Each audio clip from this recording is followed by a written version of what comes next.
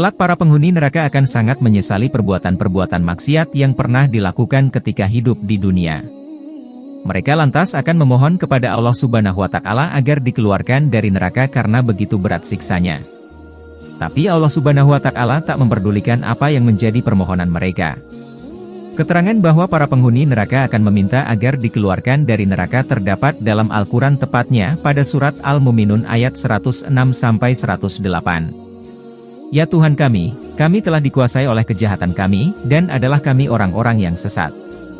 Ya Tuhan kami, keluarkanlah kami daripadanya, dan kembalikanlah kami ke dunia, maka jika kami kembali, juga kepada kekafiran, sesungguhnya kami adalah orang-orang yang zalim. Allah berfirman, tinggallah dengan hina di dalamnya, dan janganlah kamu berbicara dengan aku. Pakar tafsir Al-Quran yang juga pengasuh pondok pesantren Bait Al-Quran Pusat Studi Al-Quran, Ustadz Syahrullah Iskandar mengatakan kelak para penghuni neraka ketika memasuki neraka jahanam akan mengungkapkan penyesalannya.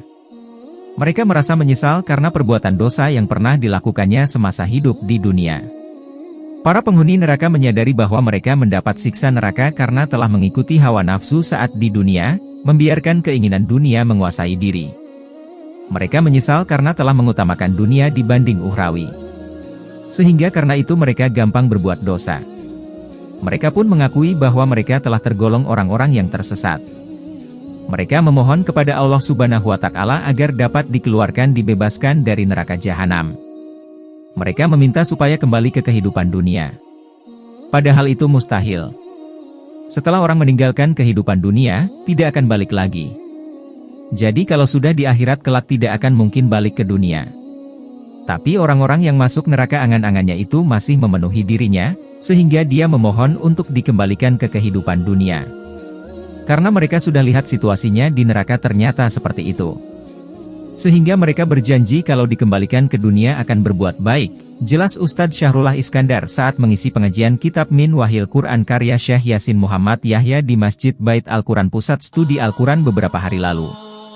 Para penghuni neraka mengetahui betapa pedihnya siksaan neraka. Sehingga meminta kembali ke dunia agar bisa beriman dan beramal saleh.